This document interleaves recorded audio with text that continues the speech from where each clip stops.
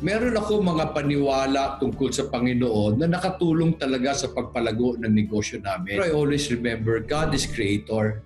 He can create solutions for me. His kindness was shown nung hindi niya ako binigyan ng pera. Bakit? Kasi naging creative kami. Nung hindi niya kami binigyan ng pera, nakaisip kami ng maraming solusyon na hindi kailangan ng pera.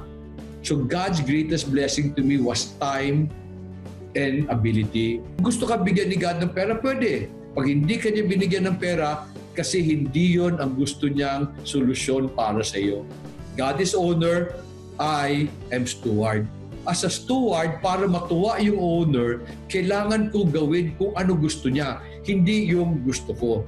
And that is one of the reason why every morning I wake up by 5 in the morning, I would read my Bible 3 to 5 chapters a day, I would discuss with God. Why do I do this? One, I'd like to spend intimate time with God, but also, I'm trying to get instruction from the owner. Gusto ko maintindihan ano ang gusto ng owner kasi meron akong na-realize. Pag natuwa ang may-ari sa steward niya, he will start to bless the steward. And I always have to remember, God is Father. Hindi niya ako bibigyan ng problema na ikasasama ko. Naniniwala ako, lahat ng problema ko is for my own good. And today, that is what has happened. Today, we have a unique farm. Wala ho kaming traktor, wala kaming greenhouse, wala kaming consultant.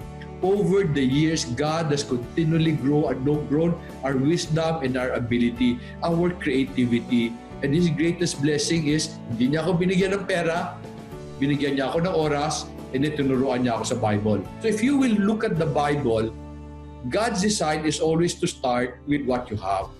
Kung anong meron ka, trabahuin mo, palaguin mo, kasi gaganda rin yan. Now, if you are an employee, protect your business. Because I really believe employment is business. What do I mean employment is business? Di ba, kaya ka nagninegosyo para kumita. So ano ang kita ng empleyado? Sweldo. Because if you follow the ways of the Lord, papalaguin ka niya, pag-alagaan mo kung ano binigay niya sa iyo. Ganun ang kwento namin. Pero some of you would say, wala kaming lupa eh. Then I would say, maghanap ka ng trabaho, maski ano pwede, maski maliit ang sweldo. Bakit ako magsisimula sa maliit ang sweldo? Kasi pag ginalingan mo, lalaki rin naman yun eh. So take advantage of whatever is in front of you. Magsimula tayo kung anong meron tayo.